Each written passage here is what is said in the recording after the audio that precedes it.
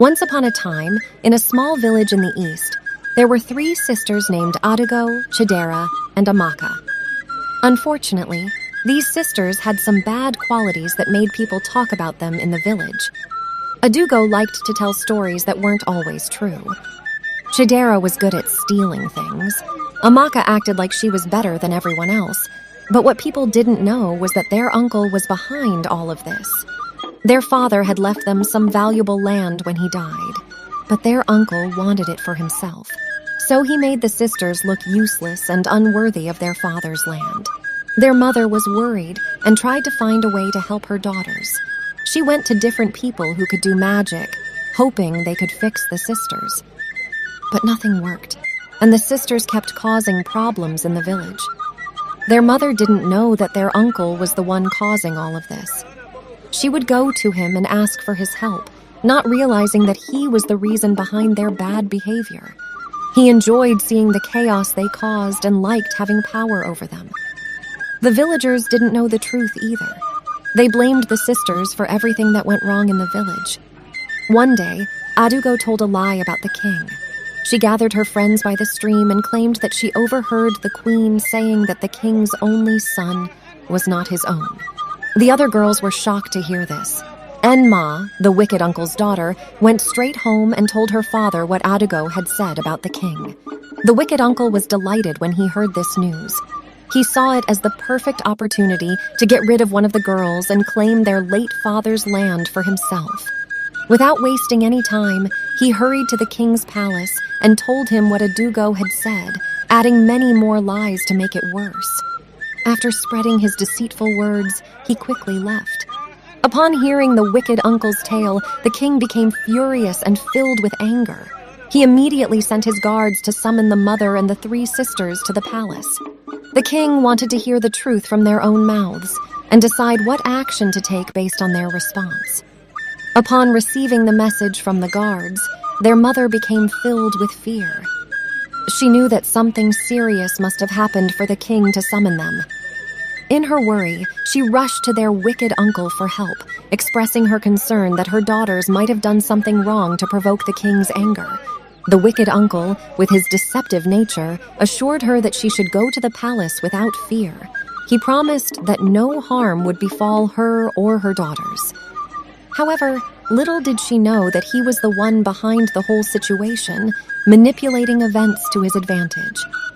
With a heavy heart, their mother gathered her daughters and made their way to the palace, hoping for a fair judgment from the king. She trusted in the words of their wicked uncle, unaware of his true intentions and the web of lies he had spun. Before their arrival, the king had summoned all the elders, including their wicked uncle. When Adugo's mother and her daughters arrived at the palace, they were greeted by a crowd, which made her uneasy. She sensed that this was not going to be a favorable situation. The king addressed Adugo's mother directly and informed her about what Adugo had told her friends by the river, mentioning that their wicked uncle had come forward with this information. Upon hearing this revelation, the girl's mother was in a state of shock. She couldn't fathom that her late husband's own brother would stoop so low as to fabricate such a story. Confusion and disbelief filled her mind as she tried to process the situation. She wondered what could have driven their wicked uncle to betray their family in such a deceitful manner. The weight of the moment hung heavy in the air as the truth slowly unraveled before them. When the king asked Adugo if what their late uncle said was true, she became scared and denied ever saying such a thing. Their wicked uncle took advantage of the situation and suggested that the king summon the village chief priest. He wanted Adugo to take an oath before the priest to prove her innocence. Intrigued by the suggestion, the king agreed and quickly sent the guards to bring the chief priest to the palace. The wicked uncle was pleased because he knew that if Adugo swore falsely, she would face severe consequences.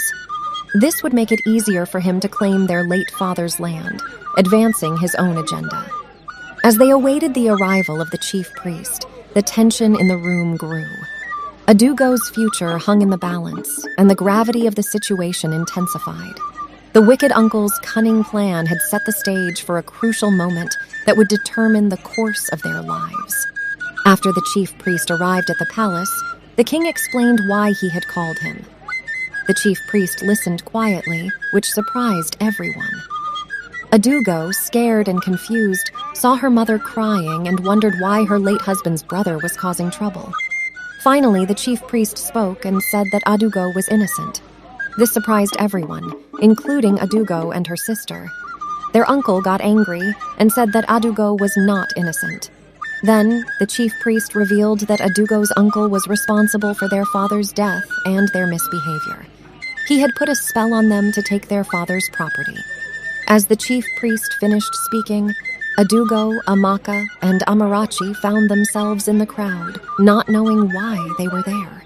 They had been under their uncle's spell for years, not knowing who they really were.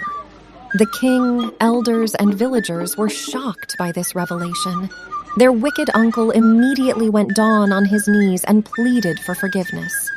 The king, filled with anger, ordered the guards to take their wicked uncle to the evil forest as punishment.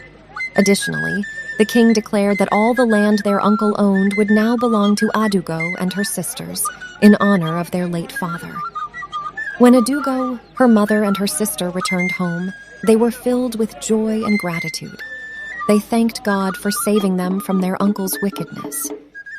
The people in the village no longer saw them as they used to be, but as transformed individuals.